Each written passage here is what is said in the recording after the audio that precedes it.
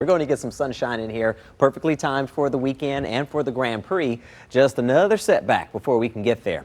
A few leftover showers still moving through the thumb here near Port Sanilac, Port Huron, and you can see right there on the radar it's actually falling apart as I speak. So we're not going to see a whole lot of activity from this, but there's a cold front that's diving to the south. It's just now approaching Lake Superior. There's a look at the showers, maybe even a rumble of thunder by this time tomorrow. But as you can also see, there's not much moisture with this boundary, so we're not expecting a washout by this time tomorrow. Temperatures are in the 60s, 64 in Pontiac, 66 in Detroit, and near 70 in Monroe. It was another tough to warm up kind of day because of those clouds, but they're thinning out, so we are expecting to get some sunshine in here to start your day tomorrow. Over the next few hours, if you're going to be out and about, I will mention we'll hold steady with these numbers into the 60s with some stray showers, but it's still a pretty nice evening, and it's going to clear up for tonight, and that will allow the temperatures to drop off. So the 40s will be back in some spots like Howell, for instance. Lapeer at 50 degrees, 51 in Port Huron, 54 in Mount Clemens, and 53 in the city of Detroit. As you get back to work and school for tomorrow, I will add a cool start,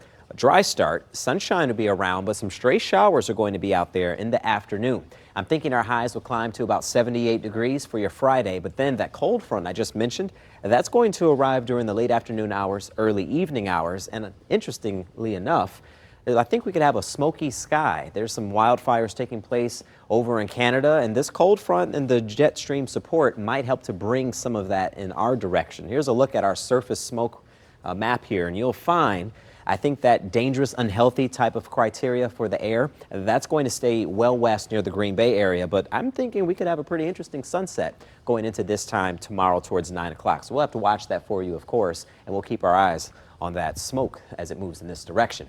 In the meantime, 78 for Friday, but here we go again, 67 for Saturday, and that's the last cool day I think we'll see in quite some time. We'll go with 72 for Sunday, so the Grand Prix looks pretty good. But how about highs near 90 degrees Tuesday and Wednesday, and the muggy meter spikes, so that air you can wear, it's back.